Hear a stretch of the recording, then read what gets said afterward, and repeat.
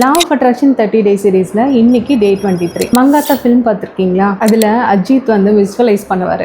மணி எல்லாம் சேஸ் பண்ணதுக்கப்புறம் ஒரு ரூமில் வச்சுருப்பாங்க. அங்கே போய் அந்த மணி எல்லாம் நமக்கு தான் வேணும் அப்படின்னு சொல்லிட்டு அந்த மணி எடுத்துட்டு அந்த கட்டெல்லாம் எடுத்து ஸ்மெல் பண்ணி பார்த்து அவர் வந்து ஒரு விஷயம் சொல்லுவார் எமோஷ்னலாக, மணி மணி மணி மணி அப்படின்னு.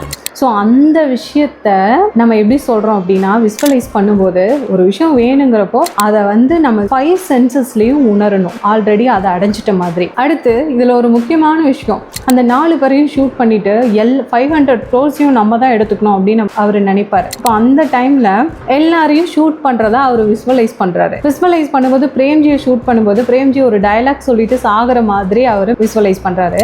தப்பான டைலாக அவர் வந்து மேனிஃபெஸ்ட் பண்ணிடுறாரு. இல்லையே இவன் எப்படி சொல்ல மாட்டானேன்னு சொல்லிட்டு எகைன் மறுபடியும் ஷூட் பண்றாரு. அதாவது அவர் ஒரு மேனிஃபெஸ்டேஷன்ல இவன் இப்படி சொல்ல மாட்டானே சாகும் போதுங்கிற வரைக்கும் கிளியரா அந்த இடத்துல அவங்க என்ன சொல்லுவாங்க, நம்ம என்ன பேசுவோம் அப்படிங்கிற வரைக்கும் கிளியரா மேனிஃபெஸ்ட் பண்ணுவார். ஸோ இந்த மேனிஃபெஸ்டேஷனுக்கு பெஸ்ட் எக்ஸாம்பிள் அந்த சீன் தான். நமக்கு ஒரு விஷயம் வேணுங்கிறப்போ நம்ம 5 சென்ஸ்லேயும் அதை உணரணும், கிடைச்சிட்டதா. அதுக்கப்புறம் அந்த எக்ஸைட்டடான ஃபீல் கொடுக்கணும். அந்த டைமில் இவங்க எப்படி பேசுவாங்கன்ற வரைக்கும் கிளியராக விஸ்வலைஸ் பண்ணணும். இதெல்லாம் பாசிட்டிவாக இருக்கணும். இது ரொம்ப முக்கியம்.